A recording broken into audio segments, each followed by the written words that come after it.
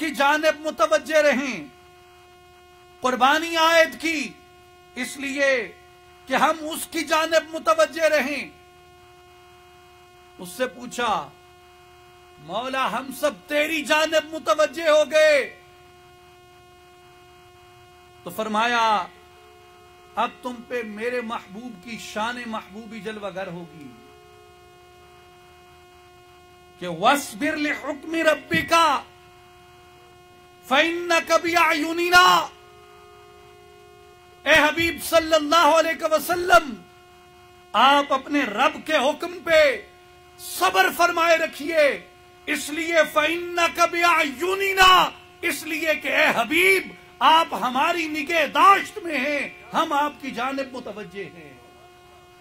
सारी मखलूक अल्लाह की जानिब, महबूद की जानिब मुतवज्जे है और महबूद महबूब की जानिब मुतवज्जे है। और हर एक के ऊपर अल्लाह की रजा को हासिल करना लाजिम किया कि उसकी रजा के पीछे भागो, उसकी खुशनूदी के पीछे भागो, उसकी खुशनूदी को हासिल करो। मगर अपने महबूब मुस्तफा सल्लल्लाहु अलैहि वसल्लम को इस दुनिया के अंदर यह शान अता फरमाई कि जब मुस्तफा करीम सल्लल्लाहु अलैहि वसल्लम आप इरादा मुबारक फरमाते हैं कि किबला हमारा अक्सा की तरफ था, बैतुल मक़दस की तरफ था।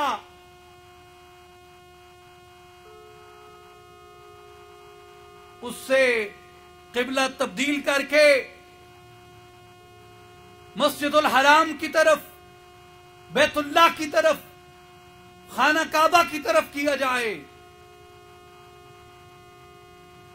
तो कुरान मजीद इस मंजर को बयान करता है कि कद नरा तक़ल्लुब वजहिका फिस समा। ए हबीब सल्लल्लाहु अलैहि वसल्लम, हम आपके चेहरे अनवर को बार बार आसमान की तरफ उठता हुआ देखते हैं।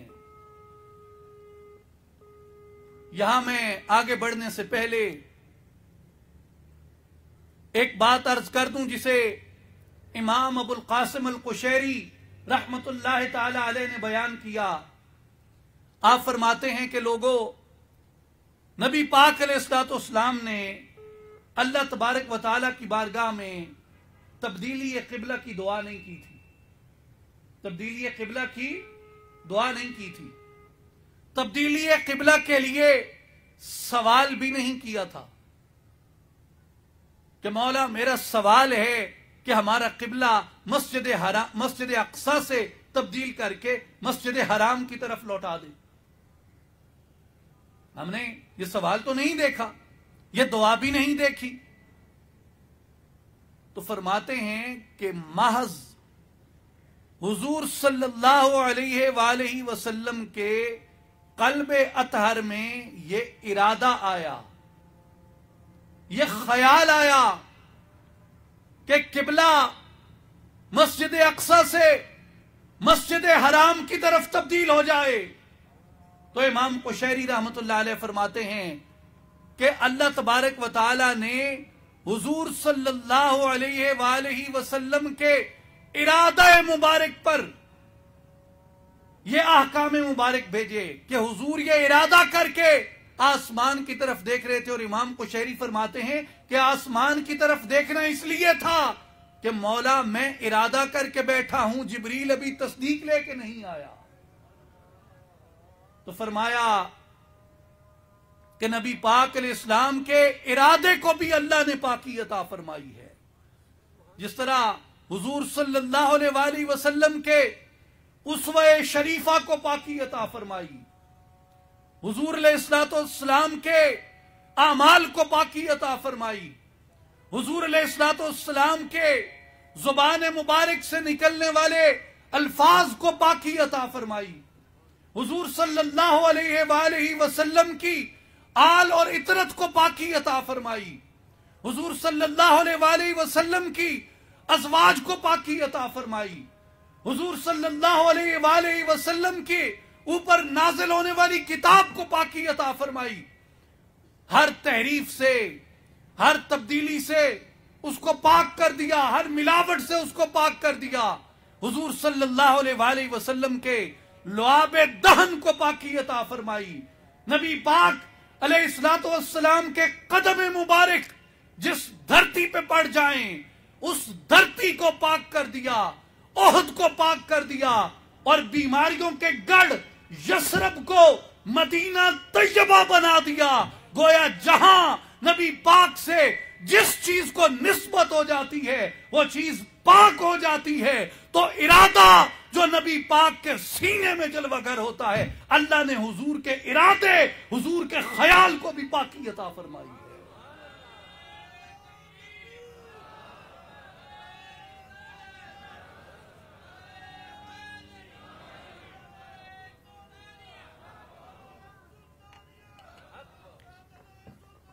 इसलिए मेरे भाइयों याद रखो, हर वो चीज जो नबी पाक से मंसूब हो गई, अल्लाह तबारक व तआला ने उसे पाकी अता फरमा दी, और हुजूर का इरादा भी, हुजूर का ख्याल भी अल्लाह तबारक व तआला ने पाक फरमा दिया। और हुजूर सल्लल्लाहु अलैहि वसल्लम अगर इरादा फरमा लें कि मस्जिद अक्सा से मस्जिद हराम की तरफ किबला तब्दील कर दिया जाए, तो कुरान मजीद फरमाता है फलनुवल्लियन्नका क़िबलतन तरदाहा, ए हबीब जिस बात पे आप राजी होंगे हम उसी जानिब किबले को फेर देंगे। खुदा की रजा चाहते हैं दो आलम, खुदा चाहता है रजाए मोहम्मद। सारी दुनिया हुजूर की रजा की मुतलाशी इसलिए होनी चाहिए, और वो अल्लाह ने उस जानिब रग़बत दिलाई इसलिए कि अल्लाह तबारक व तआला अपने हबीब मुकर्रम सल्लल्लाहु अलैहि वसल्लम की रजा चाहता है। वलसौफ युअतीका रब्बुका फतरदा, ए हबीब सल्लल्लाहु अलैहि वसल्लम इस दुनिया में भी जिस तरह हम आपकी रजा चाहते हैं कि जिधर आप चाहेंगे, जिधर आप राजी होंगे उधर किबले को फेर देंगे। और ए हबीब कयामत के दिन भी जब तक आप राजी ना, मुस्तफा की रजा चाहता है। मेरे भाइयों और बुजुर्गों, अल्लाह तबारक व तआला ने नबी पाक सल्लल्लाहु अलैहि वसल्लम के जिक्र मुबारक को इसलिए अपने जिक्र मुबारक के साथ बुलंद फरमाया। और एक दिन जिब्रील अमीन अलैहिस्सलाम नबी पाक अलैहिस्सलाम की बारगाह अक़दस में हाजिर हुए। हजरत अबू सईद खुदरी रदी अल्लाह तआला अन्हु की रवायत है, जिसे इमाम इब्न हुब्बान ने और इमाम अबू याला मूसली रहमतुल्लाह अलैहुमा दोनों ने बयान फरमाया कि जिब्रील अमीन हाजिर हुए और अर्ज की, या रसूल अल्लाह सल्लल्लाहु अलैहि वसल्लम, आपका रब फरमाता है कि क्या आपको मालूम है कि हमने आपके जिक्र को कैसे बुलंद किया है? जिब्रील कहते हैं कि या रसूल अल्लाह, आपका रब पूछता है क्या आपको मालूम है कि हमने आपके जिक्र को कैसे बुलंद फरमाया? तो आप सल्लल्लाहु अलैहि वसल्लम ने फरमाया कि जिब्रील, ये तो अल्लाह ही बेहतर जानता है कि उसने मेरे जिक्र को कैसे बुलंद किया। तो जिब्रील अमीन अर्ज करते हैं कि या रसूल अल्लाह, आपका रब फरमाता है इज़ा ज़ुकिरतु ज़ुकिरत मई, ए हबीब हमने आपके जिक्र को ऐसे बुलंद किया है कि जो मेरा जिक्र करेगा साथ में तेरा जिक्र भी करेगा। जो मेरा जिक्र करेगा साथ आपका जिक्र भी करेगा। इसलिए आशिकों ने कहा कि खुदा का जिक्र करे ذکر مصطفیٰ نہ کرے، ہمارے منہ میں ہو ایسی زباں خدا نہ کرے۔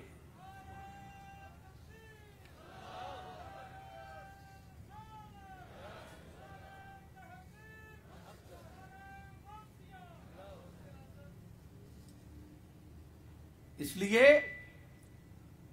اے حبیب صلی اللہ علیہ وسلم، جو ہمارا ذکر کرے گا وہ ساتھ آپ کا بھی ذکر کرے گا۔ اسی طرح مسند امام شافعی میں روایت ہے کہ اللہ تبارک و تعالی فرماتا ہے لا اذکر الا ذکرت معی، کہ میرا ذکر نہ کیا جائے جب تک میرے ذکر کے ساتھ اے حبیب آپ کا ذکر نہ کیا جائے۔ ملائکہ، مومنین تو از روئے قرآن مصطفیٰ صلی اللہ علیہ وآلہ وسلم کا ذکر کرتے ہیں، از روئے قرآن مصطفیٰ کریم صلی اللہ علیہ وآلہ وسلم کا ذکر کرتے ہیں۔ اللہ تبارک و تعالی نے دیگر مخلوقات پر بھی اپنے حبیب صلی اللہ علیہ وآلہ وسلم کی معرفت کو عیاں فرمایا۔ امام ترمذی رحمت اللہ تعالی علیہ، آپ نے سیدنا امیر المؤمنین علی ابن ابی طالب رضی اللہ تعالی عنہ سے روایت فرمایا ہے کہ آپ فرماتے ہیں کنت مع النبی بمکہ فخرجنا فی بعض نواحیہا۔ سیدنا علی کرم اللہ وجہ الکریم فرماتے ہیں کہ ہم نبی پاک علیہ الصلوۃ والسلام کے ساتھ مکہ مکرمہ کے اطراف میں سیر کر رہے تھے۔ مکہ المکرمہ کی بعض راہوں پہ چل رہے تھے، فما استقبلہ جبل ولا شجر الا وهو يقول السلام علیک یا رسول اللہ۔ سیدنا علی فرماتے ہیں کہ ہم جس بھی درخت کے پاس سے گزرتے، جس بھی پتھر کے پاس سے گزرتے، اس درخت سے، اس پتھر سے یہ آواز آتی السلام علیک یا رسول اللہ۔ درخت اور پتھر سے کیا آواز آتی؟ کیا آواز آتی؟ درخت اور پتھر سے کیا آواز آتی؟ السلام علیکہ، السلام علیکہ، السلام علیکہ، السلام علیکہ یا رسول اللہ۔ فرماتے ہیں ہم جس بھی درخت سے، جس بھی پتھر کے پاس سے گزرتے، اس درخت اور اس پتھر سے یہ صدا بلند ہوتی۔ میرے بھائیوں اور بزرگوں، حدیث پاک کے اندر غور کیجئے، ایک تو اس میں اس چیز کو بیان کیا گیا کہ حجر و شجر کے اندر بھی اپنی نوع کی روح موجود ہوتی ہے۔ حجر و شجر میں بھی اپنی نوع کی روح موجود ہوتی ہے، اور حجر و شجر کو بھی اس بات کا ادراک عطا کیا کہ جس وجہ سے حجر و شجر کو وجود بخشا گیا، حجر و شجر کو زندگی بخشی گئی، حجر و شجر کا ہونا ہوا جب وہ باعث تخلیق کائنات، وجہ تخلیق کائنات، ان کے وجود کا سبب ان کے قریب سے گزر رہا ہے، تو وہ ادراک رکھتے ہیں کہ ہمارے قریب سے کون گزر رہا ہے۔ اور نبی پاک علیہ الصلوۃ والسلام کی عظمت رسالت ہے کہ حضور صلی اللہ علیہ وآلہ وسلم کو حجر و شجر پہچانتے بھی ہیں، اور آپ کی تعظیم اور تکریم بھی کرتے ہیں، اور آپ پہ درود و سلام بھی بھیجتے ہیں۔ تو انسان کو کم از کم اپنی انسانی برتری کا لحاظ رکھنا چاہیے کہ اللہ تعالی نے इंसान को ताज करामत दिया, वलक़द कर्रमना बनी आदम, बड़ी तकरीम दी, और नौ के एतबार से, अक्ल के एतबार से, इल्म के एतबार से, शऊर के एतबार से, खिलकत के एतबार से इंसान को पत्थर और दरख्तों से बेहतर बनाया। तो अगर पत्थर और दरख्त अपनी आदत बना सकते हैं कि नबी पाक पे दरूद और सलाम पढ़ते रहें, इंसान पर इसका शर्फ बतरीके उला यह फरीजा आयद करता है कि यह नबी पाक की जात पे ला तादाद दरूद और सलाम पढ़ता रहे। और मेरे भाइयों गौर कीजिए, मेरे दोस्तों गौर कीजिए कि दरूद पढ़ा किसने? पत्थरों ने और दरख्तों ने। तवज्जो है भाई? तो जवाब दीजिए, दरूद पढ़ा किसने? पत्थरों ने और दरख्तों ने। और किस पर पढ़ा? नबी पाक सल्लल्लाहु अलैहि वसल्लम की जात अक़दस पे। इसमें एक तीसरा नुक्ता मैं अर्ज कर दूं कि सुना किसने? पढ़ा दरख्त और पत्थर ने। किस पर पढ़ा? नबी पाक सल्लल्लाहु अलैहि वसल्लम पे। और सुना किसने? सैयदना अली रज़ी अल्लाह तआला अन्हु ने, कि वो साथ थे। हजरत अली रवायत करते हैं ना कि हम अतराफ मक्का में हुजूर के साथ थे, और हुजूर जिस दरख्त या जिस पत्थर के करीब से गुजरते थे, वो दरख्त और पत्थर हुजूर सल्लल्लाहु अलैहि वसल्लम पे दरूदो सलाम पढ़ता था। तो मेरे भाइयों और बुजुर्गों, ये जुमला याद रख लीजिए कि जहां इस हदीस पाक में कमाल और रिफाते जिक्र मुस्तफा है, वहीं इस हदीस पाक के अंदर कमाल इल्म मुर्तजा है। रज़ी अल्लाह ताला अन्हो को ऐसी कुव्वत समाअत अता फरमाई जो पत्थरों की बोली भी जानते हैं, दरख्तों की बोली भी जानते हैं। ये जामे तिरमिज़ी की हदीस है अबवाबुल मनाकिब में।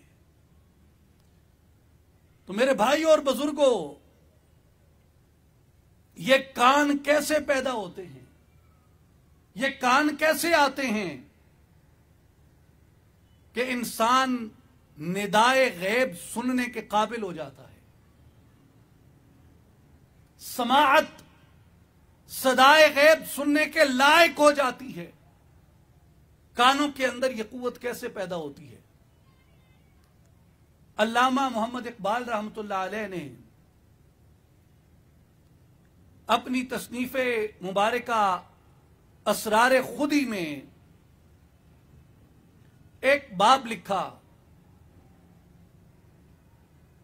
दर शरा अस्माए अली मुर्तजा, सैयदना अली और मुर्तजा रज़ी अल्लाह तआला अन्हु के अस्मा की शरा में। और उसमें हकीम अल उम्मत हजरत अल्लामा इकबाल रहमतुल्लाह अलैह ने सैयदना अली और मुर्तजा रज़ी अल्लाह तआला अन्हु के एक वस्फ की तारीफ की, और जो लक़ब आपको नबी अकरम सल्लल्लाहु अलैहि वसल्लम ने अता फरमाया, अबू तुराब। अबू बाप को कहते हैं और तुराब मट्टी को कहते हैं। अल्लामा इकबाल फरमाते हैं कि अबू तुराब का मतलब यह होता है, जो इसका लफ्जी माना है, लफ्जी तर्जमा है, वो ये है मट्टी का बाप। तो मट्टी का बाप होने से क्या मुराद है? तो अल्लामा इकबाल फरमाते हैं कि मट्टी का बाप होने से मुराद यह है कि बू तुराब ई खाक रा तस्खीर करद। तवज्जो मेरी तरफ, यह क्या है? यह जिस्म है ना, जिस्म मट्टी की तरफ इशारा किया जाता है। आम तौर पे उर्फ में मट्टी की तरफ इशारा किया जाता है कि यह वजूद खाकी या पैकर आबो गिल या मुख्तलिफ इस्तारे इसके मट्टी की तरफ है, खाक की तरफ है। कि बू तुराब ई खाक रा तस्खीर करद, گلے تاریک را اکسیر کرد کہ ابو تراب نے یعنی علی المرتضی رضی اللہ تعالی عنہ نے اپنے جسم کی مٹی کو فتح کر لیا، اپنے جسم کی مٹی کو فتح کر لیا، اپنے جسم کی مٹی کو تسخیر کر لیا۔ این گلے تاریک را اکسیر کرد، اکسیر کا ایک اشارہ سونے کی طرف بھی ہوتا ہے، جس کو علم اکسیر کہتے ہیں، کیمیا گری بھی کہتے ہیں، کہ جس سے تانبا سونا بن جاتا ہے، پتھر ہیرا بن جاتے ہیں۔ تو اکسیر وہ ہوتا ہے جس کے اندر جلوہ بھی پایا جائے، جس کے اندر چمک اور دمک پائی جائے، اور گلے تاریک ایک ظلمت بھری مٹی۔ تو علامہ فرماتے ہیں کہ جب انسان جب تک اپنے جسم کو مسخر نہیں کرتا، اپنی خاک پہ فاتح نہیں بنتا، تب تک اس کا جسم ایک تاریک مٹی ہے۔ لیکن جب وہ اپنے جسم کو مسخر کر لیتا ہے، اپنے جسم پہ فاتح ہو جاتا ہے، یہ مٹی مٹی نہیں رہتی بلکہ جلوہ گاہ بن جاتی ہے، انوار کا مرکز بن جاتی ہے۔ فرمایا کہ سیدنا علی رضی اللہ تعالیٰ عنہ نے اپنے جسم کی مٹی کو فتح کر لیا۔ جب فتح کر لیا تو مٹی مٹی نہ رہی بلکہ مٹی انوار کا مرکز بن گئی۔ ہر کے زین بر مرکب تن تنگ بست، چون نگیں بر خاتم دولت نشست۔ فرماتے ہیں کہ جو بھی اپنے بدن کے اس گھوڑے کی لگام اپنے ہاتھ میں لے لیتا ہے، اپنے گھوڑے پہ، بدن کے گھوڑے پہ کاٹھی ڈال لیتا ہے، اس کی لگام زبان کو، آنکھوں کو، کان کو، دل کو، ہاتھوں کو، پاؤں کو، سوچ کو، معدے کو، شکم کو، آنتوں کو، حلق کو حرام سے محفوظ کر لیتا ہے، اطاعت الہیہ کے اندر دے دیتا ہے، شریعت مصطفی کی قید میں لے آتا ہے، اور نبی پاک علیہ الصلوۃ والسلام کے فرامین کے مطابق، حضور کے اسوہ کے مطابق، حضور کے اہل بیت و اصحاب کی سنت کے مطابق اس کو ڈال دیتا ہے۔ وہ اپنے جسم کو مسخر کر لیتا ہے، اور جو جسم کو مسخر کرتا ہے گویا وہ ایسے ہے جس نے اپنے گھوڑے کو، اپنے بدن کے، اپنے نفس کے گھوڑے کو قابو کر لیا۔ جو نفس کے گھوڑے کو قابو کر لیتا ہے اللہ تبارک و تعالیٰ اس کو عزتوں کے تخت پہ بٹھا دیتا ہے۔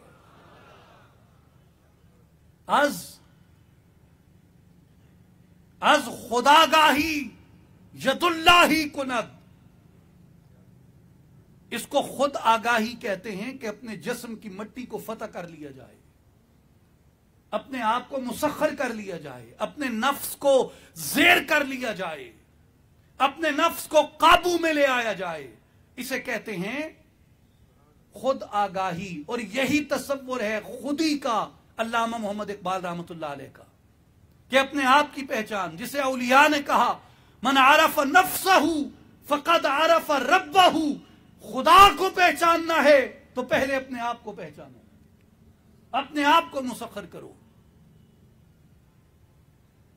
اس لیے فرمایا کہ از خداگاہی ید اللہ کند، جب اپنے آپ کو پہچانو گے تو تمہارے ہاتھوں میں یہ طاقت آ جائے گی کہ وَيَدَهُ الَّتِي يَبْطِشُ بِهَا، میں اس کے ہاتھ بن جاتا ہوں جن سے وہ پکڑتا ہے۔ تمہارے ہاتھوں کی طاقت میں اس کا نور اور اس کی تائید شامل ہو جاتی ہے۔ از خداگاہی ید اللہ کند، از ید اللہ شہنشاہی کند، جب ید اللہ آ جاتی ہے تو دنیا پہ تمہاری حکومت آ جاتی ہے، بحر و بر کی ہر چیز تمہارے اوپر مسخر کر دی جاتی ہے۔ یہ کیا ہے؟ یہ اپنے بدن کی مٹی کو مسخر کرنا ہے، اپنے آپ کو مسخر کرنا ہے۔ تو ہے فاتح عالم خوب و زشت، تجھے کیا بتاؤں تیری سرنوشت، کہ اللہ نے تجھے اس عالم خوب و زشت کا فاتح بنایا. عالم خوب و زشت سے مراد اگر یہ خارجی کائنات لی جائے، اگر یہ باہر کی دنیا لی جائے، تو اس دنیا کے اندر خیر و شر ہے. اس دنیا کی خیر و شر کی طاقتوں پہ اللہ تعالی نے انسان کو قدرت عطا کی، قوت تسخیر عطا کی. اور سیدنا پیران پیر شیخ عبد القادر جیلانی رحمت اللہ علیہ فرماتے ہیں کہ لوگوں، جس طرح اس عالم آب و گل کے اندر، اس عالم رنگ و بو کے اندر خیر و شر کے مار کے پھیلے ہوئے ہیں، کبھی اپنے وجود میں اتر کے دیکھو، تمہارا وجود بھی اس کائنات کی وسعت سے کم نہیں ہے. تمہارے وجود کے اندر بھی خیر و شر کے لشکر موجود ہیں.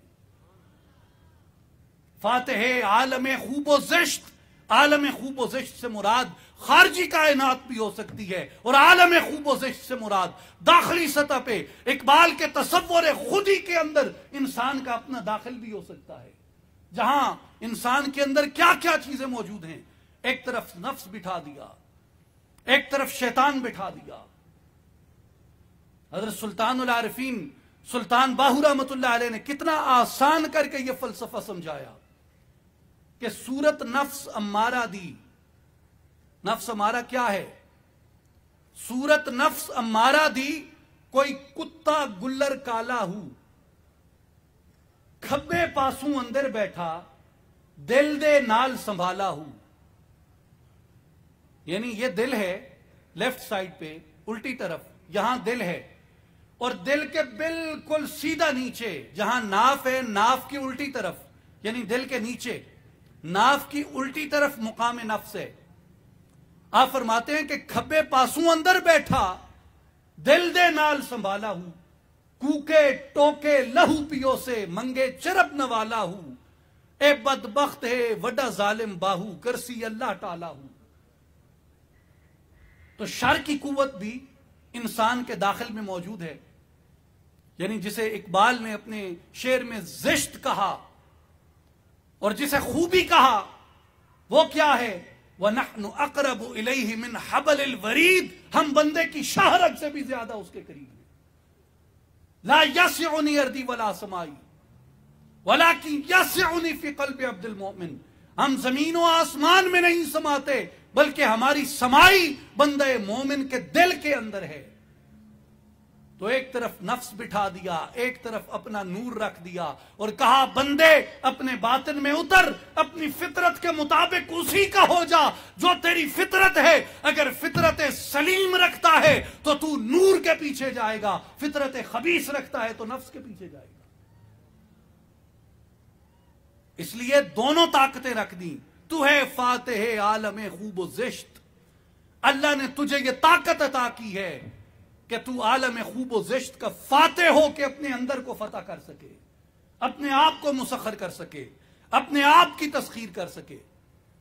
مجھے وہ حکایت یاد آتی ہے مثنوی شریف کی، جو مولانا جلال الدین رومی رحمت اللہ علیہ نے لکھی. فرماتے ہیں کہ ایک بادشاہ تھا، اس کے دربار میں دو گروہ رہتے تھے.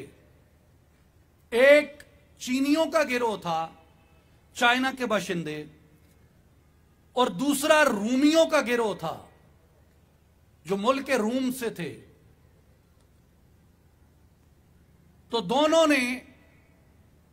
دونوں میں ہمیشہ اپنے فن کی سبقت کا، اپنے فن کی عظمت کا ایک تعصب رہتا تھا. تو ایک مرتبہ بادشاہ نے کہا کہ چلو بھائی دونوں کو موقع دیا جائے کہ یہ اپنے اپنے فن کا اظہار کریں، اپنا اپنا فن ظاہر کریں. تو جو رومی تھے ایک دیوار ان کو دے دی، اور جو چینی تھے ایک دیوار ان کو دے دی، اور درمیان میں پردہ لگا دیا. اب ایک دیوار ادھر ہے، ایک دیوار ادھر ہے، اور درمیان میں پردہ ہے.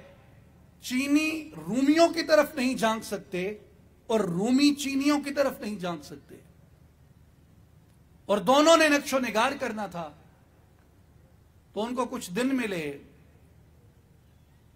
चीनियों ने अपनी दीवार पे चीनी नक्शो निगार करना शुरू किए और रूमियों ने यह फैसला किया कि हम अपनी दीवार पे कोई नक्शो निगारी नहीं करेंगे, अपनी दीवार पे कोई नक्शो निगारी नहीं करेंगे, बल्कि हम अपनी दीवार को रगड़ रगड़ के साफ करके इतना सेकल करेंगे, इतना शफाफ करेंगे कि यह आईना बन जाएगी।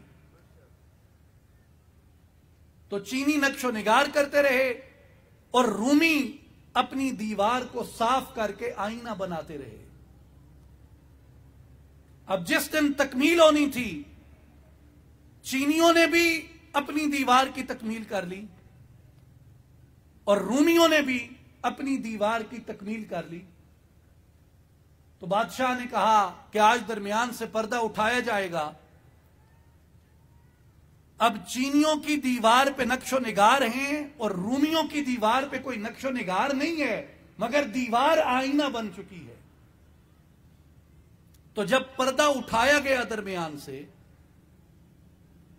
चूं पर्दा राज खुद बरंदाजी, जब दरमियान से पर्दा उठाया गया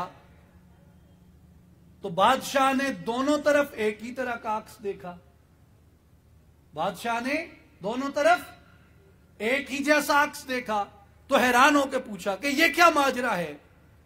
रूमियों ने कहा कि बादशाह सलामत, हम अगर चाहते तो हम भी नक्शो निगार कर सकते थे, मगर हमने इस बात को अपना हुनर जाना कि हम अगर चाहें तो एक तारीक दीवार पे अपना अमल करके उस तारीक दीवार को शीशा बना सकते हैं।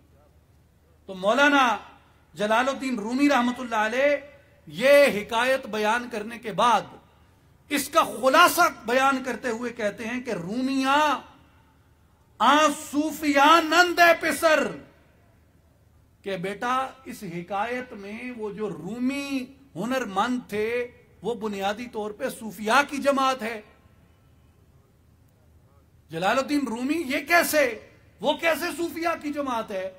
फरमाया कि वो दुनिया के रंगों से रंग उठा के, दुनिया के कलमों से कलम उठा के अपनी दीवार को नक्शो निगार से, दुनिया के नक्शो निगार से मुज़य्यन नहीं करते, बल्कि वो जिक्र का रेगमाल उठाते हैं, जिक्र का रेगमाल उठाते हैं। जिक्र के रेगमाल से अपने दिल की दीवार को साफ करना शुरू करते हैं, साफ करते हैं, साफ करते हैं, रेगमाल मारते हैं, रगड़ते हैं, रगड़ते हैं, रगड़ते हैं, हत्ता के उनका दिल शीशे की तरह हो जाता है, आईने की तरह मुसफ्फा हो जाता है। और जब दरमियान से बादशाह का अमर आता है, बादशाह जब हिजाब उठाता है तो लाहूत की दीवार का अक्स इनके आईने दिल पे आ पड़ता है।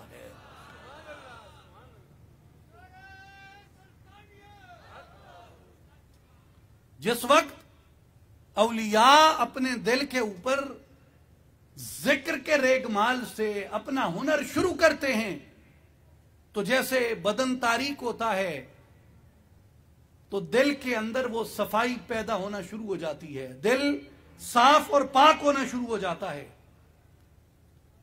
और आईना बन जाता है। और आईना बनने के बाद उसकी मंजिल क्या है? उसकी मंजिल ये है कि वो नक्श जो आलम अरवाह में ये देखता था, वो अनवार जो इसे इस बदन की जुल्मत से पहले नसीब थे, वो इसके आईने दिल के ऊपर पड़ते हैं। और जब तक दिल साफ न हो, जब तक दिल पाक न हो, उस वक्त तक वो नक्शो निगार इसको अपने आईने के ऊपर नजर नहीं आते। आईने का साफ होना जरूरी है। अगर नक्श सामने आ भी जाए, आप एक जंग आलूद आईने का तस्वुर कीजिए, एक आईना है जिस पे गर्दो गुबार लगी है, जिस पे जंग लगा है, क्या आप उसके सामने खड़े होकर अपनी सूरत देख सकते हैं? तो अपना अक्स भी आईने के अंदर नजर नहीं आता। चे जाए कि अपने आईने में अक्स से जमाल यार देखा जाए, تو جمال یار کے مشاہدے اور مطالعے کے لیے آئینے کا صاف ہونا ضروری ہے. آئینہ صاف نہ ہو تو اپنا آپ بھی نظر نہیں آتا، یار کا جمال کیسے نظر آئے گا؟ تو آئینے کو صاف کرنا پہلے ضروری ہے. اور جب آئینہ صاف ہوتا ہے تو آئینہ کیا چیز ہے میرے بھائی اور بزرگوں؟ آئینہ انسان کا دل ہے. اور جو اصل آدمیت ہے، جو اصل انسانیت ہے میرے بھائی اور بزرگوں، اولیاء اللہ کے نزدیک، صوفیاء کاملین کے نزدیک، انسان کا اصل اس کی محض ہڈیاں، گوشت، پوست اور ڈھانچہ نہیں ہے. اس کی فصاحت، بلاغت، یہ اس کا ایک ظاہری معیار تو ہو سکتا ہے اس کے حسن کا، اس کے فن اور ہنر کا، لیکن اس کے اندر کی انسانیت کی آئینہ داری کسی اور چیز کے اندر ہے. اور وہ کس میں ہے؟ مولانا جلال الدین رومی رحمت اللہ علیہ کی حکایت بیان کرتے ہیں. ایک شخص بازار میں جا رہا تھا، اس نے ایک بزرگ کو دیکھا. دن کے اجالے میں اس نے ہاتھ میں چراغ پکڑا ہوا تھا. اب کوئی تک نہیں بنتا کہ آپ دن کا اجالا ہو اور یہاں کوئی آدمی موبائل کی ٹارچ روشن کر کے بیٹھا ہو تو آپ اس سے پوچھیں گے بھائی خیر ہے، سیٹ ٹھیک ہے، کیا ضرورت پیش آئی ہے بھائی دن میں ٹارچ؟ تو مولانا فرماتے ہیں کہ ایک شخص دن کے ٹائم وہ ٹارچ روشن کر کے پھر رہا تھا. اور ویسے ہمارے جو بھائی فیصل آباد کے ہیں، پرانی زبان میں جس کو لائل پور کہتے ہیں، ہم جنگ والے آپ کے پڑوسی ہیں. اور ہمارے ہاں یہ مشہور ہے کہ برے وقت سے بچیں، آسمانی بلاؤں سے بچیں اور لیل پوریوں کی جگت سے بچیں. اللہ تعالیٰ نے جو حصے مزاح اور طنز کا جو مادہ اور ملکہ لیل پور والوں کو دیا ہے وہ شاید اس خطے میں کسی اور کو نہیں ملا. مجھے ایک دوست بتا رہے تھے کہ بھئی ہم عمرے پہ گئے، یہاں فیصل آباد سے جا رہے تھے تو حاجیوں نے احرام باندھے ہوئے تھے سب نے، اور جہاز میں بیٹھے تھے سب احرام باندھ کے. تو جہاز میں بعض دفعہ ٹربولنس آتی ہے، جہاں ایئر پیچز میں وہ کمی زیادتی ہوتی ہے تو بڑی فلائٹس، چھوٹی فلائٹس ساری ٹربولنس کا شکار ہوتی ہیں، ڈولتی ہیں تھوڑی. تو کہتے ہیں بھئی ایک جگہ جاتے جاتے وہ جیسے ٹربولنس آئی نا تو جہاز پورا تھر تھرانے لگا. کہتے ہیں ہماری اگلی سیٹ پہ ایک معمر خاتون عمر رسیدہ تھیں، احرام باندھے ہوئے بیٹھی ہیں، اور جیسے جہاز میں ٹربولنس آئی نا تو ساتھ والے سے پوچھتی ہیں پتر کتے کچے تے نہیں لے گیا؟ تو کہتے ہیں بھائی فیصل آباد والوں کو تو اللہ نے اتنا حصے لطافت اور حصے مزاح دی ہے کہ یہ حالت احرام میں بھی نہیں چھوڑتے. تو کوئی آدمی اب ٹارچ روشن کر کے بیٹھا ہو دن کے اجالے میں تو آپ اس سے پوچھیں گے نا بھائی تمہیں کیا ہوا ہے، خیریت ہے؟ تو مولانا فرماتے ہیں کہ ایک بزرگ نے دیکھا کہ کوئی شخص دن کے اجالے میں چراغ اٹھا کے گھوم رہا تھا. تو اس سے کسی شخص نے پوچھا کہ دن کے اجالے میں چراغ لے کے ڈھونڈ رہے ہو؟ دی شیخ باد چراغ ہمیں گرد گرد شہر، کہ ایک بزرگ جو تھا وہ دیا اٹھا کے شہر میں گھوم رہا تھا. میں نے کہا کہ بابا کیا ڈھونڈ رہے ہو دن کے وقت دیا جلا کے؟ تو کہنے لگا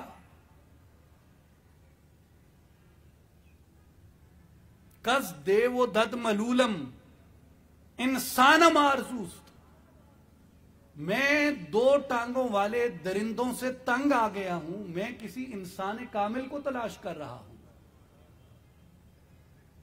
تو میں نے اسے کہا کہ یہ سارے جو بنی آدم ہیں تیری آنکھوں کے سامنے ہیں، بازار انہی سے روشن ہے، دکانیں انہی کی ہیں، بازار انہی کا ہے، خریدار یہی ہیں، فروخت یہی کرتے ہیں، تو اس بازار میں سارے انسان ہی ہیں. تو مولانا کہتے ہیں کہ اس بزرگ نے جواب دیا، این مردانند اینہا صورتند مردے نانند کشتہ شہوتند۔ مولانا فرماتے ہیں کہ اس بزرگ نے جواب دیا کہ یہ آدم نہیں ہیں، یہ تو محض آدم کی صورت رکھتے ہیں، یہ مرد نہیں ہیں، یہ زندہ نہیں ہیں، یہ شہوتوں کے اور لالچ کے مارے ہوئے ہیں۔ ان کے می بینی خلاف آدمند نیستند آدم غلاف آدمند، کہ یہ جو تو دیکھتا ہے یہ آدم نہیں ہیں، یہ آدم کے خلاف کوئی چیز ہیں۔ نیستند آدم، یہ آدم نہیں ہے، غلاف آدمند، بلکہ آدم کا غلاف ہیں، انہوں نے آدم کو اندر چھپایا ہوا ہے۔ یہ جو باہر تو دیکھتا ہے یہ آدمی نہیں ہے، یہ غلاف آدمی ہے، یہ آدمی نہیں ہے، یہ غلاف آدمی ہے۔ تو مولانا فرماتے ہیں کہ اس بزرگ نے کہا کہ آدمی را آدمیت لازم است، اود را گر بو نباشد ہے زمست۔ تو میں نے کہا کہ پھر آدمی کیا ہوتا ہے؟ اگر یہ ظاہری جسم کو دیکھ کے تم آدم نہیں مان رہے تو آدم کیا ہوتا ہے؟ تو اس بزرگ نے کیا کیا، اس نے لکڑی اٹھا کے دی، ہیزم اٹھا کے دیا، ایندھن اٹھا کے دیا، اور اس نے کہا کہ اس کو اود کی طرح جلاؤ گے یا اسے اود کہو گے؟ میں نے کہا نہیں۔ کہتا کیوں؟ میں نے کہا یہ لکڑی ہے۔ کہتا ہے تو پھر اود کیا ہوتا ہے؟ میں نے کہا ہوتا اود بھی لکڑی ہے مگر اس میں خوشبو ہوتی ہے۔ تو وہ کہنے لگا کہ بیٹا جب تک لکڑی میں خوشبو نہ آ جائے اسے لکڑی اور ایندھن ہی کہیں گے، اسے اود نہیں کہتے، اسے لکڑی اور ایندھن ہی کہتے ہیں۔ اسی طرح انسان کے باہر کو اگر دیکھ رہے ہو تو یہ تو ایندھن ہے اور لکڑی ہے، اود کی خوشبو تو اس کے اندر موجود ہوتی ہے۔ تو آدمیت کیا ہے؟ آدمیت کی مثال اود سے دی کہ اود کیا ہے؟ کہا اود لکڑی کا ظاہر نہیں، اود لکڑی کے باطن کا نام ہے۔ انسان اس بندے کے ظاہر کا نام نہیں، انسان اس کے اندر چھپا ہوا ہے، اس کے اندر پوشیدہ ہے۔ اس کو تلاش کرو، اسے ڈھونڈو۔ جب تک تم اسے تلاش نہیں کرتے، اسے نہیں ڈھونڈتے، اس تک رسائی حاصل نہیں کرتے تو آدمیت لحموں شحموں پوست نیست، گوشت کو، ہڈیوں کو، چمڑے کو آدمی نہیں کہا جا سکتا۔ تو کہا کہ پھر آدمیت کیا ہے؟ اس بزرگ نے جواب دیا آدمیت جز رضائے دوست نیست، آدمیت دوست کی رضا کے علاوہ کچھ نہیں۔ آدمیت یہ ہے کہ اپنے آپ کو اپنے مالک کی چاہت کے سپرد کر دیا جائے۔ اور مالک کی چاہت کیا ہے؟ کنت کنزا مخفیا فاحببت ان اعرفا فخلقت الخلق لیعرفا۔ میں ایک چھپا ہوا خزانہ تھا، میرا ارادہ بنا کہ میں پہچانا جاؤں، میں نے اپنی پہچان کے لیے اس مخلوق کو پیدا فرمایا۔ تو خالق کی چاہت کیا ہے؟ خالق کی چاہت یہ ہے کہ میرا بندہ میری تلاش کرے، میرا بندہ میرا بن جائے، میرا بندہ میری جستجو کرے، میرا بندہ میری آرزو کرے، میرا بندہ میرا بندہ بن جائے، میرا بندہ میرے عشق میں غوطہ ہو جائے، اور میرے بندے کے اندر سے سوائے میری طلب کے، سوائے میرے شوق کے، سوائے میری محبت کے ہر چیز جل جائے۔ اس لیے اولیاء نے کہا العشق نار یحرق ما سوى المعشوق، عشق ایسی آگ ہے جو معشوق کے علاوہ ہر لگن کو سینے سے جلا دیتی ہے۔ تو وہ عشق ہے، وہ عشق جب تک سینے میں پیدا نہیں ہوتا۔ میرے بھائی اور بزرگوں، عجیب بات ہے کہ ہم آخرت میں بھی اپنے حواس سے بدن کے قیدی ہوتے ہیں اور اپنے حواس سے باطنیہ کی جانب متوجہ نہیں ہوتے۔ اللہ تعالیٰ نے انسان کو جتنے بدن دیے، جتنے وجود دیے، اتنے حواس عطا کیے. غور کریں، ایک ظاہر انسان کا بدن ہے، اس میں پوشیدہ انسان کی عقل ہے، اور اس میں پوشیدہ انسان کا جہان باطن ہے. انسان کے ظاہر کو حواس دیے، سونگنے کی قوت دی، سننے کی حس دی، دیکھنے کی حس دی، چھونے کی حس دی، اور ذائقے کی حس دی. اسی طرح انسان کی عقل کو حواس عطا کیے. ایک قوت مشترک ہے، پھر قوت خیال ہے، پھر قوت واہمہ ہے، پھر قوت حافظہ ہے، اور پھر انسان کی قوت متصرفہ ہے. اسی طرح انسان کے اندر اللہ تعالیٰ نے حواس عطا کیے، جسے صوفیاء کاملین نے نفسی، قلبی، روحی، سری، خفی، اخفا. تو جس طرح انسان کے ظاہر کے حواس ہیں، اسی طرح انسان کے عقل کے حواس ہیں. جس طرح انسان کے عقل کے حواس ہیں، اسی طرح انسان کی روح کے، انسان کے باطن کے حواس ہیں. ہم اس دنیا میں آتے ہیں تو جسم سے معاملہ کرتے ہیں، تو جسم ہمارا اچھی خوشبو سونگھ کے خوش ہوتا ہے، اچھی غذا حاصل کر کے خوش ہوتا ہے، اچھے نظارے کو دیکھ کے خوش ہوتا ہے، اچھی بات کو سن کے خوش ہوتا ہے، اچھی چیز کو چھو کے خوش ہوتا ہے. تو ہم نے قیامت کے بارے میں بھی یہی تصور قائم کر لیا کہ وہاں بھی ہمارے بدن سے حساب و کتاب اور سزا و جزا کا معاملہ ہوگا.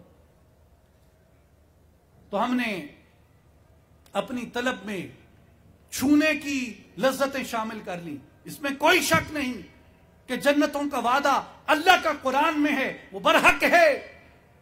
لیکن میرے بھائیوں اور بزرگوں،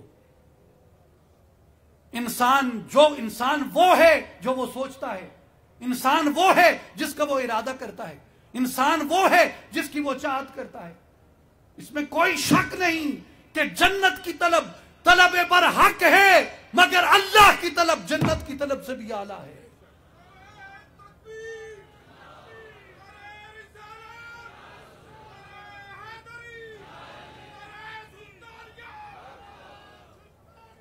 اس میں کوئی شک نہیں کہ انسان کو چاہیے کہ اپنے بدن کی خیر مانگے. اگر اپنے آپ کو بدن کی خیر مانگنے تک محدود کر لو گے تو آپ کی روح کی خیر کون مانگے گا؟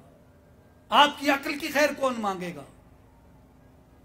میرے بھائیوں اور بزرگوں، میرے دوستوں اور ساتھیوں، اس میں کوئی شک نہیں کہ راحت بدن حاصل کرنا انسان کی جستجوؤں میں ایک جستجو ہے، مگر راحت روح کا متلاشی کون ہوتا ہے؟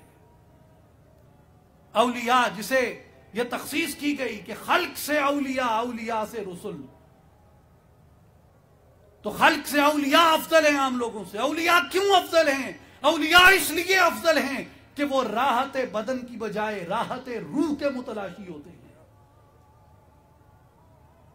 وہ اپنے اندر کی راحت کو تلاش کرتے ہیں، اپنے اندر کی اس حقیقت کے متلاشی ہوتے ہیں، اور یہ دیکھتے ہیں کہ میرے مالک نے مجھے شرف کیا عطا کیا. چاند تارے پیدا کیے تیری ضیاء کے واسطے، کھیتیاں سرسبز کی تیری غذا کے واسطے، جانور پیدا کیے تیری وفا کے واسطے. یہ سب کچھ بنایا تیرے لیے اور تو خدا کے واسطے. یہ ہر چیز تیرے لیے کام کر رہی ہے. کھیتیاں تیرے لیے سرسبز ہوتی ہیں. کون سرسبز کرتا ہے؟ آگ تیرے لیے گرم ہوتی ہے تیری راحت کے لیے. آگ کو کس نے تپش دی؟ تیری راحت کے لیے.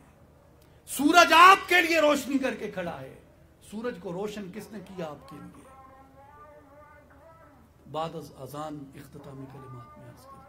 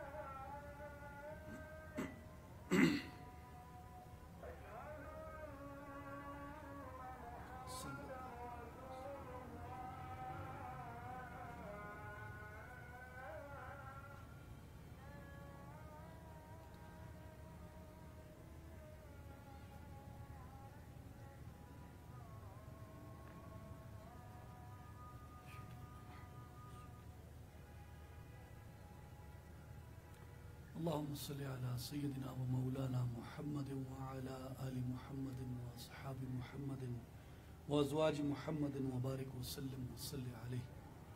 میرے بھائی اور بزرگوں، یہ سب کچھ اللہ تعالیٰ نے آپ کے لیے بنایا،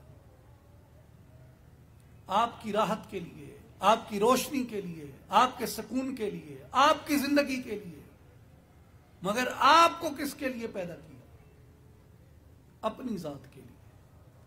ہر طلب سے اعلیٰ طلب اللہ کی طلب ہے، ہر چاہت سے اعلیٰ چاہت اللہ کی چاہت ہے، ہر شوق سے اعلیٰ شوق اللہ کا شوق ہے، ہر محبت سے اعلیٰ محبت اللہ کی محبت ہے، ہر عشق سے اعلیٰ عشق اللہ کا عشق ہے، ہر لگن سے زیادہ اعلیٰ قیمتی روشن لگن اللہ کی لگن ہے۔ تو میرے بھائیوں اور بزرگوں، جو اولیاء کی تعلیمات ہیں، جو پیران پیر سیدنا شیخ عبد القادر جیلانی رضی اللہ تعالیٰ عنہ کی دعوت ہے، جو سلطان العارفین حضرت سخی سلطان باہو رحمت اللہ تعالیٰ علیہ کی دعوت ہے، جو حضرت خواجہ اجمیر شیخ معین الدین اجمیری رحمت اللہ تعالیٰ علیہ کی دعوت ہے، جو حضور بابا صاحب خواجہ فرید الدین گنج شکر قدس سرہ العزیز آپ کی دعوت ہے، جو سلطان الاولیاء خواجہ خواجگاں حضرت شاہ نقشبند بہاؤالدین رحمت اللہ علیہ کی دعوت ہے۔ وہ کس جانب ہے؟ وہ کہتے ہیں کہ لوگوں، یہ ساری جتنی تم چیزوں کے طالب ہوتے ہو، ہر طلب تمہیں کہیں نہ کہیں نفع دے گی، کوئی جسم میں، کوئی عقل میں، کوئی دنیا میں، کوئی آخرت میں، کوئی ظاہر میں، کوئی باطن میں، ہر جگہ پہ ہر طلب تمہیں تمہاری سوچ کے مطابق نفع دے گی، لیکن وہ طلب جس میں خسارے کا امکان ہی نہیں ہے وہ اللہ کی طلب ہے۔ تم کسی طلب کے بارے میں ضمانت سے نہیں کہہ سکتے کہ یہ طلب کا بیڑا تمہیں صحیح سلامت کنارے چڑھا دے گا، مگر اللہ کی طلب کا بیڑا ایسا محفوظ بیڑا ہے، وہ کشتی نوح ہے جس پہ تم سوار ہو گئے، باحفاظت پار اتر گئے۔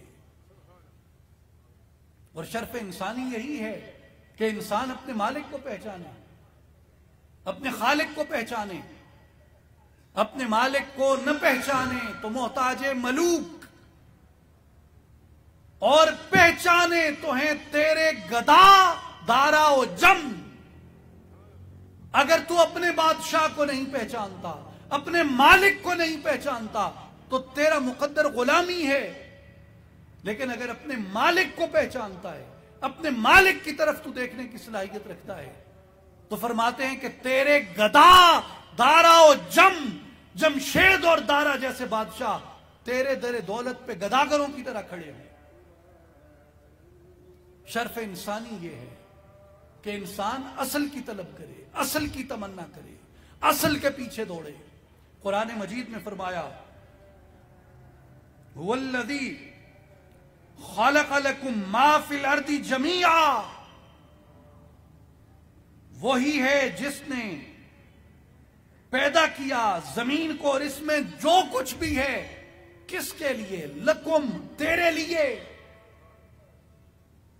تیرے لیے پیدا کیا اس نے، آپ سب کے لیے پیدا کیا جو کچھ زمینوں کے اندر ہے۔ شرف انسانی کیا ہے؟ اللہ تعالیٰ نے نفس انسانی کی قسم اٹھائی، وَنَفْسٍ وَمَا سَوَّاهَا، اور قسم ہے نفس انسانی کی اور اس کے استوار کرنے والی ذات کی۔ میرے بھائی اور بزرگوں، وَلَقَدْ كَرَّمْنَا بَنِي آدم، ہم نے اولاد آدم کو تاج کرامت عطا کیا، اور ان کے جد اعلیٰ کو، ابو البشر کو ہم نے مسجود ملائک بنایا۔ اور وہ جو مسجود ملائک ہے وہ کب مسجود ملائک بنا؟ سورہ صاد کے اندر اس کا مرحلہ دیکھیں کہ وہ کیسے مسجود ملائک بنا، کن مراحل سے گزرا۔ قرآن مجید بیان فرماتا ہے فَإِذَا سَوَّيْتُهُ وَنَفَخْتُ فِيهِ مِن رُوحِي فَقَعُوا لَهُ سَاجِدِينَ۔ توجہ ہے بھائی، غور کریں. فَإِذَا سَوَّيْتُهُ، جب میں اسے ٹھیک سے تیار کر چکوں. پہلا مرحلہ اس کے بدن کی ٹھیک تشکیل ہے کہ جب اس کا بدن درست طریقے سے مکمل تشکیل کر دیا جائے گا. وَنَفَّخْتُ فِيهِ مِن رُوحِي، اور میں اپنی طرف کی روح کو اس میں پھونک دوں. دوسرا مرحلہ کیا ہے کہ جب اس میں اللہ کی طرف سے آنے والا وہ نوری جوہر اس کے اندر جب سکون پا جائے، جب اس کے اندر داخل کر دیا جائے، جب اس کے اندر اس کو اتار دیا جائے، اور بدن کے اندر جب روح چمکنے لگے، فَقَعُوا لَهُ سَاجِدِينَ، پھر تم اس کے سامنے سجدے میں گر جانا. تو پہلا مرحلہ کیا ہے؟ پہلا مرحلہ انسان کی تشکیل بدن کا. دوسرا مرحلہ انسان کی بدن کے اندر اس کی روح کے نور کے جگمگانے کا.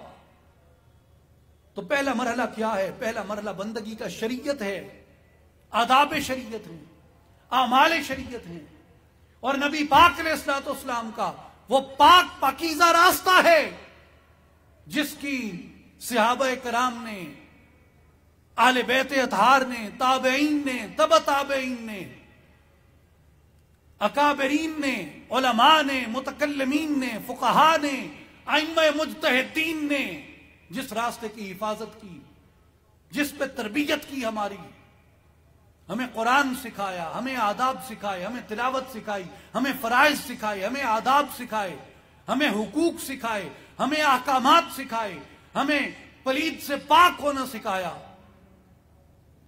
ہمیں شر سے خیر کی طرف آنا سکھایا، ہمیں حرام سے حلال کی طرف آنا سکھایا، ہمیں ان آداب سے آگاہ کیا.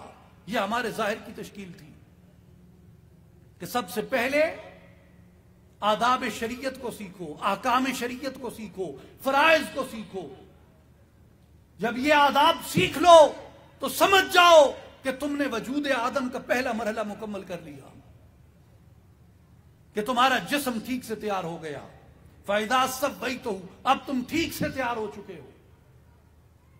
اب تمہاری تکمیل انسانیت کے لیے اور تمہارے اس شرف انسانی کے حصول کے لیے جس چیز کی ضرورت ہے وہ کیا ہے؟ وَنَفَخْتُ فِيهِ مِن رُوحِي، اس ظلمت بدن کے اندر، اس بدن کی تاریکی کے اندر اس کی اصلاح جب آ گئی تو اس اصلاح کے بعد اس کے اندر اب روح نے جگمگانا ہے.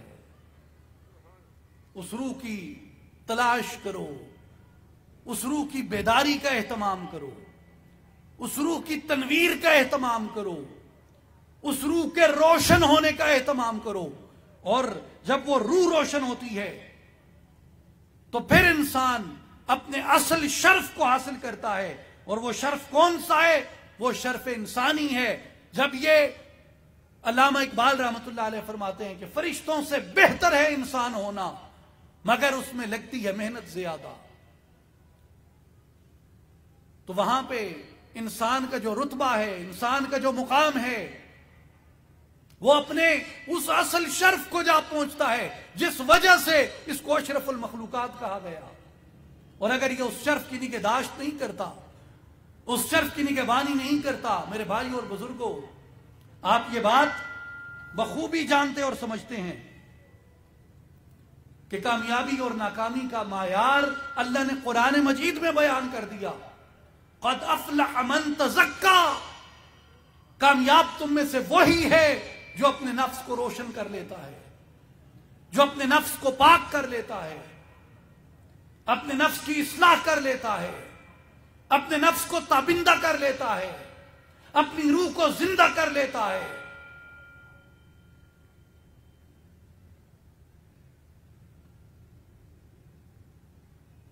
ایک اور مقام پہ فرمایا قد افلح من زکاہا وقد خاب من دساہا، تحقیق کامیاب ہو گئے وہ لوگ جنہوں نے اپنے نفس کو رذائل سے پاک کر لیا، اپنے نفس کی ناپاکیوں کو دور کر دیا، اپنے نفس کو جنہوں نے روشن کر لیا، اپنے نفس کو اطاعت پہ آمادہ کر لیا، اپنے نفس کو اطاعت کے اندر کامل کر دیا، تو میرے بھائی اور بزرگوں، نفس کیسے قابو میں آتا ہے؟ نفس کو قابو میں کرنے کے لیے جس طرح انسان ظاہر میں لا الہ الا اللہ محمد الرسول اللہ پڑھ کے داخل ہوتا ہے بدن کے اندر، تو انسان پہ لازم ہے کہ کسی عالم با عمل سے رہنمائی لے، آداب شریعت سیکھے، فرائض سیکھے، احکامات سیکھے، حلال حرام کی تمیز سیکھے، سچ جھوٹ کی تمیز سیکھے، خیر شر کی تمیز سیکھے، حلال کو اپنائے، حرام کو چھوڑے، خیر کو اپنائے، شر کو چھوڑے، سچ کو اپنائے، جھوٹ کو چھوڑے۔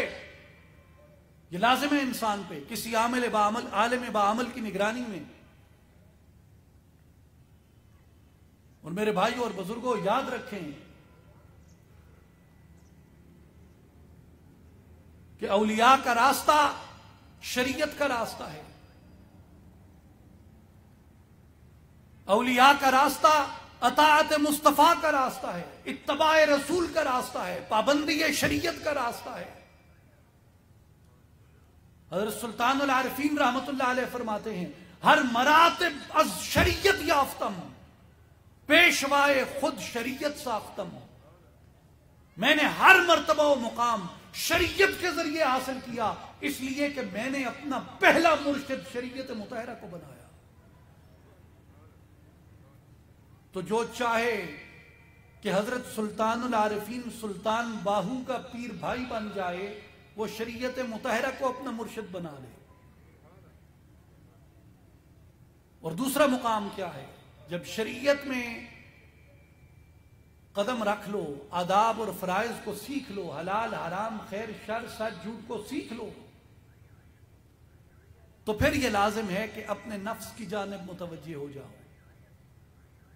اور جو نفس کی اصلاح ہے، یہاں اب آپ کا مرحلہ شروع ہوتا ہے جب انسان شریعت پہ عمل پیرا ہو کے طریقت میں قدم رکھتا ہے۔ جس طرح شریعت میں عالم با عمل کی ضرورت ہوتی ہے، اسی طرح طریقت میں کسی مرشد کامل کی ضرورت ہوتی ہے۔ مولانا جلال الدین رومی رحمت اللہ علیہ فرماتے ہیں، نفس نتواں کشت الا دل پیر، دامن آ نفس کشرا سخت گیر۔ اے بیٹے، اگر نفس کو مار کے قلب کو زندہ کرنا ہے تو یاد رکھ، یہ مرشد کامل کے سائے کے بغیر نفس نہیں مرتا۔ مرشد کامل کے سائے کے بغیر، ذل پیر مرشد کا سایہ ہے، مرشد کامل کے سائے کے بغیر نفس نہیں مرتا۔ دامن آ نفس کشرا سخت گیر، اس لیے وہ جو تیرے نفس کو مار کے تیری روح کو، تیرے قلب کو زندہ کرتا ہے، تیرے قلب کو روشنی دیتا ہے، اس کے دامن کو مضبوطی سے پکڑ لے۔ حضرت سلطان العارفین سلطان باہو رحمت اللہ علیہ یہی فرماتے ہیں،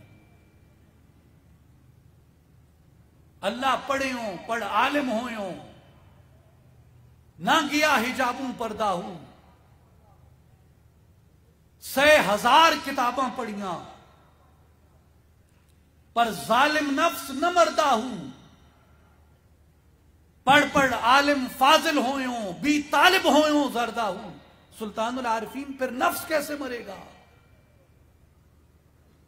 آپ فرماتے ہیں کہ باج فقیراں کسے نہ مارے حضرت باہو، ظالم چور اندردہ ہوں۔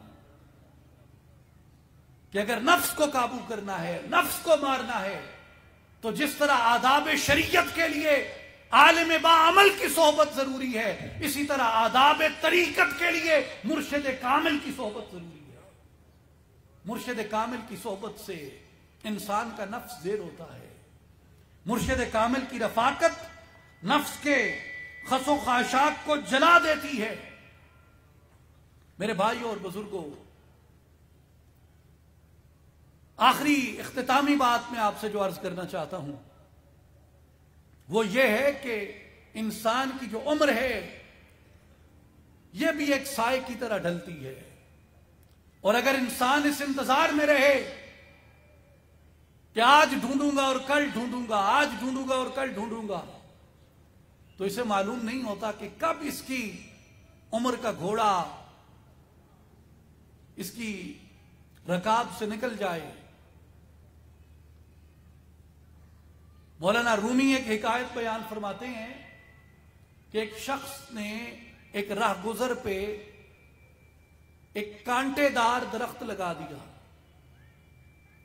تو جو بھی مسافر گزرتے اس کی ملامت کرتے کہ بیٹا یہ کیا لگایا ہے تم نے؟ تو وہ شغل میلے میں کہتا ہاں بھائی میں کاٹ دوں گا، ابھی تو یہ چھوٹا ہے درخت.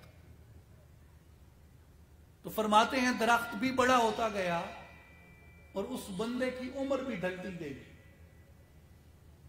وہ کانٹوں والا درخت مسافروں کے راستے پہ تھا، تو جو بھی گزرتا اس کے پاؤں لہو لہان ہوتے، مسافروں کو تکلیف ہوتی. تو حضرت مولانا فرماتے ہیں کہ بادشاہ تک بھی اس کی یہ بات پہنچی کہ اس نے عمر کے فلاں حصے میں یہ درخت لگایا تھا. تو بادشاہ نے کہا کہ یہ اسی شخص کی سزا ہے، اسے بلا کے کہو کہ جا کے کاٹے. تو جب وہ شخص درخت کاٹنے گیا تو حضرت مولانا فرماتے ہیں کہ تنا بھی موٹا ہو چکا تھا، جڑیں بھی گہری ہو چکی تھی، اور وہ شخص بھی نحیف اور کمزور ہو چکا تھا کہ اس سے کلہاڑا بھی نہ اٹھایا جاتا. تو اب وہ سوچتا تھا کھڑے ہو کے کہ میں اس درخت کو کاٹوں تو کیسے کاٹوں.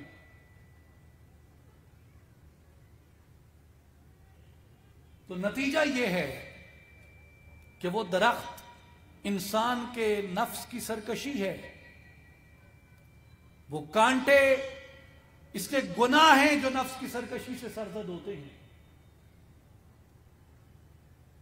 اور وہ غفلت ہے جو ہر انسان کرتا ہے کہ آج کاٹتا ہوں اور کل کاٹتا ہوں. اور بادشاہ کا بلاوا وہ مہلت ہے جو خالق عطا کرتا ہے، اور کلہاڑا توبہ ہے، اور بے بسی بڑھاپا ہے. کہ اتنی دیر نہ کر دو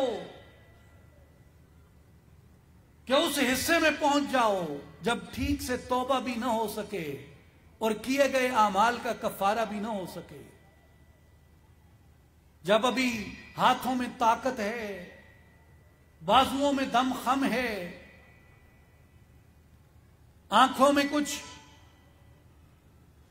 بینائی ہے، جسم میں کچھ توانائی ہے، کانوں میں سماعت ہے. میرے بھائیوں اور بزرگوں، اس وقت کو، اس ویلے کو ضائع نہیں کرنا چاہیے. اپنے آپ کو اس راستے کی طرف لانا چاہیے جو ہماری نجات کا، ہماری فلاح کا، ہماری کامیابی کا راستہ ہے. اور وہ راستہ قرآن کے نزدیک قد افلح من تزکا، وہ نفس کے تزکیے کا راستہ ہے، اولیاء اللہ کا راستہ ہے. جتنے بڑے بڑے ائمہ کرام تھے، خود حضرت امام اعظم ابو حنیفہ رحمۃ اللہ علیہ، امام شافعی رحمۃ اللہ علیہ، امام احمد ابن حنبل رحمۃ اللہ تعالی علیہ، اور وہاں سے لے کے اگر آج تک کی روایت پہ آیا جائے، جتنے اجل اکابر علماء تھے یہ صوفیاء کی صحبت اختیار کرتے، اس لیے کہ اولیاء کے پاس وہ ہنر ہے جس سے نفس کا سرکش گھوڑا انسان زیر کر سکتا ہے.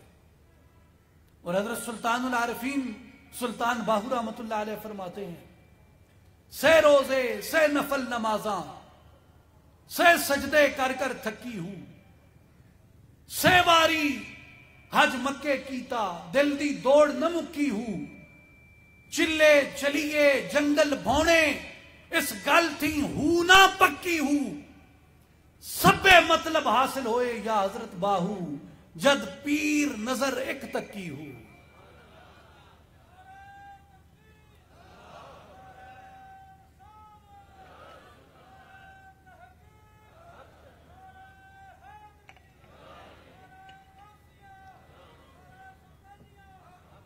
آپ فرماتے ہیں نارب عرش معلا ملیا، نارب خانے کعبے ہوں، گنگا تیرتھی مول نہ ملیا، مارے پینڈے بے حسابے ہوں، جددا مرشد پھڑیا باہو، چھٹے کل عذابے ہوں۔ کہ جب انسان مرشد کامل کی رفاقت میں آتا ہے تو مرشد کامل انسان کو اسی طرح آداب سکھاتا ہے جو اندر کے آداب ہیں، کہ اپنے نفس کو کیسے قابو کرنا ہے، ذکر کی تپش کیسے دینی ہے، ذکر کی حرارت کیسے دینی ہے۔ اور جب تک ذکر کی وہ گرمی انسان کے اندر نہیں اترتی، اس وقت تک انسان کا یہ نفس قابو نہیں آتا۔ حضرت سلطان العارفین سلطان باہو رحمۃ اللہ علیہ فرماتے ہیں کہ ایک شخص نے ایک سانپ دیکھا زہریلا، اور وہ دوڑ کے اپنی بیل میں گھس گیا۔ اب وہ راہ گزر تھی تو وہ شخص وہاں کھڑا ہو گیا، اس نے اپنی لاٹھی پکڑی اور سانپ کے اس بیل کے منہ پہ، اس سوراخ کے اوپر وہ لاٹھی زور زور سے مار رہا تھا۔ تو ایک دانا آدمی گزرا، اس نے کہا کیا کر رہے ہو بیٹا؟ کہنے لگا جی زہریلا سانپ اس میں گھس گیا ہے، اسے مارنے کی کوشش کر رہا ہوں۔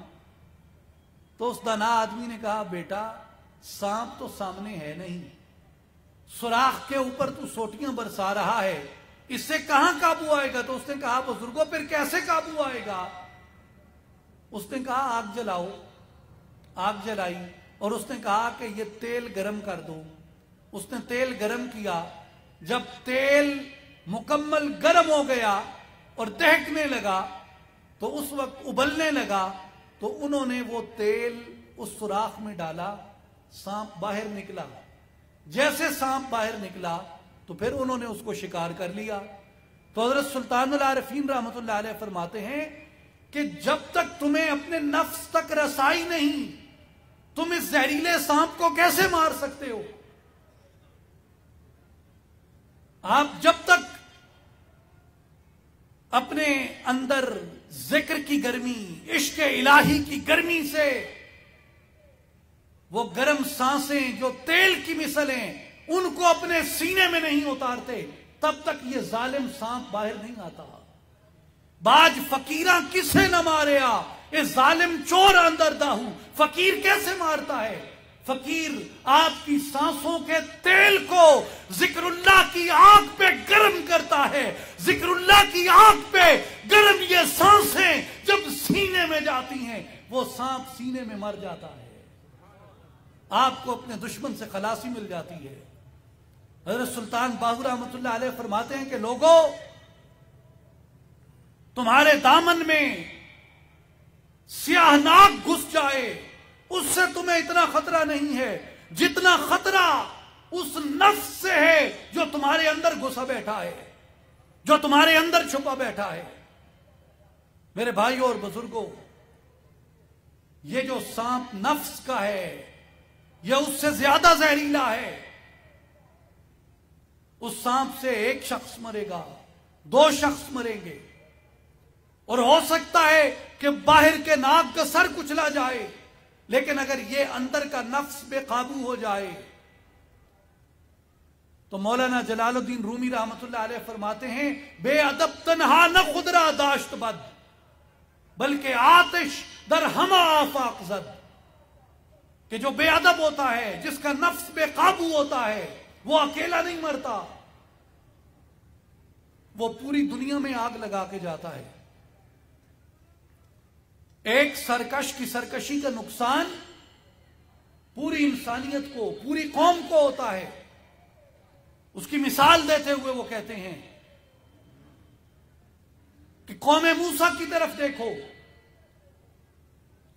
سیدنا موسیٰ علیہ السلام کی قوم پہ اللہ تبارک و تعالیٰ نے من و سلوہ کا احسان کیا، اور پوری قوم کو من و سلوہ کا تحفہ ملتا تھا، پوری قوم من و سلوہ کا تحفہ کھاتی تھی۔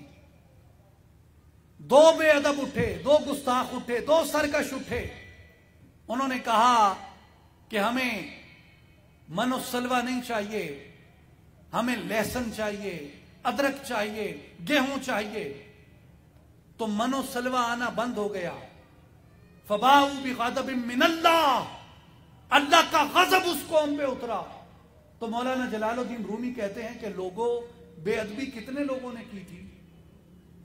بے ادبی کتنے لوگوں نے کی تھی؟ 2 نے۔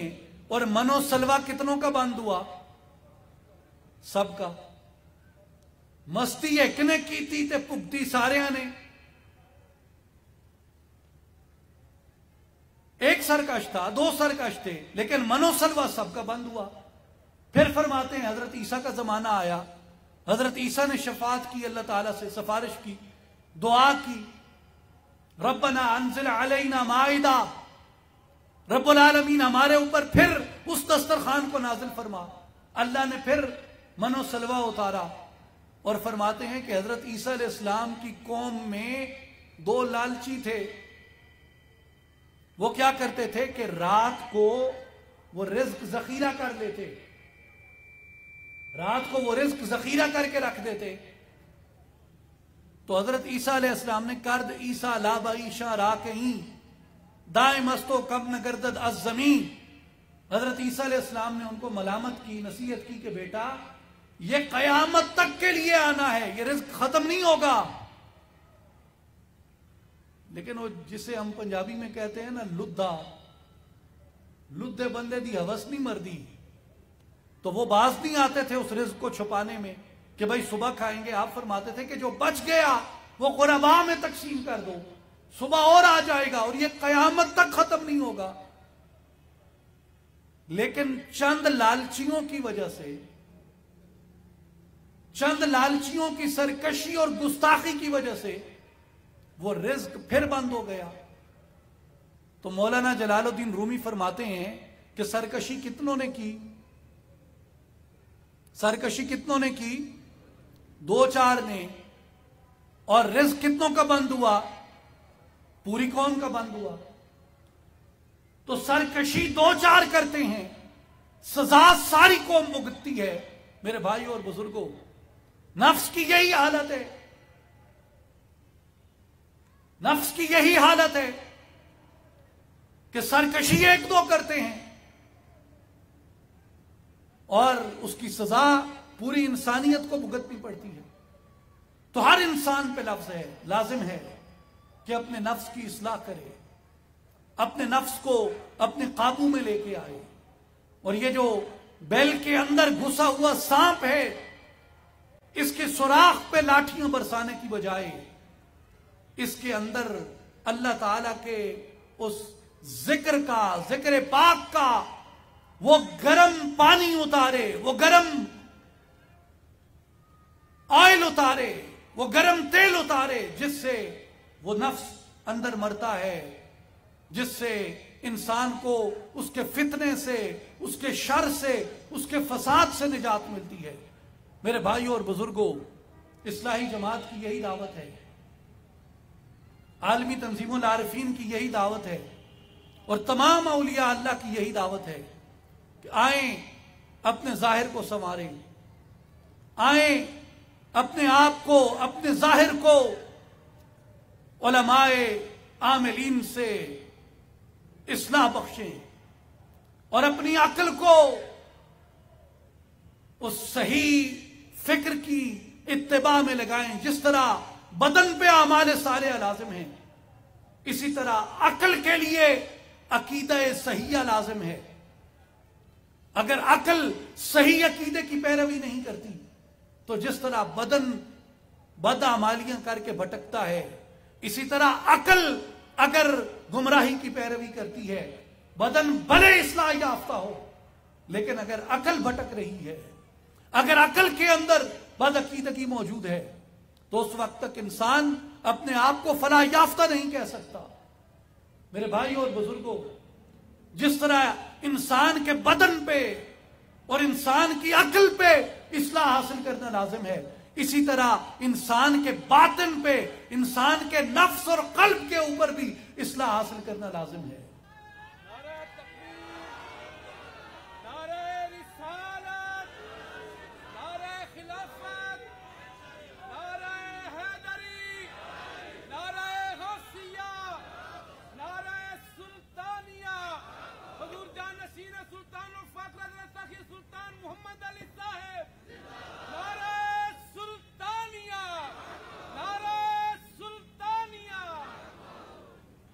تمام احباب اپنی نشستوں پہ تشریف رکھیں۔ ہماری خوش قسمتی اور خوش نصیبی ہے کہ جانشین سلطان الفقر سرپرست اعلیٰ اصلاحی جماعت و عالمی تنظیم العارفین حضور حضرت سخی سلطان محمد علی صاحب مسند صدارت پہ جلوہ فرما ہیں، اور آپ کی سرپرستی میں آپ کے زیر سایہ الحمدللہ یہ دعوت آج لاکھوں کروڑوں لوگوں تک پہنچ رہی ہے کہ آئیں، اپنے ظاہر کو اتباع شریعت میں ڈھالیں، اپنی عقل کو اتباع عقیدہ صحیحہ میں ڈھالیں، اور اپنے نفس کی شر سے، اپنے نفس کے فتنے سے نجات حاصل کریں، اور اس ذکر اللہ کو، اللہ کے اس اسم پاک کے ذکر کو حاصل کریں جس سے ہمارے قلب زندہ ہوتا ہے،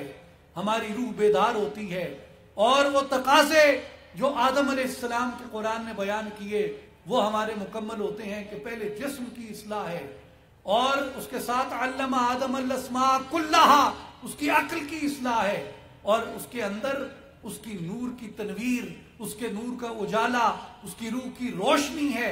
اللہ تبارک و تعالی ہم سب کو بھی روشنی ظاہر اور روشنی باطن نصیب فرمائے۔ میں انہی الفاظ کے ساتھ اجازت چاہتا ہوں۔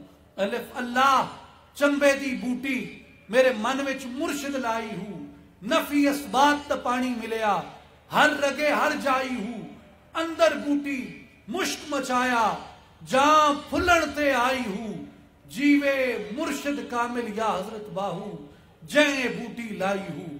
وآخر دعوانا ان الحمدللہ رب العالمین۔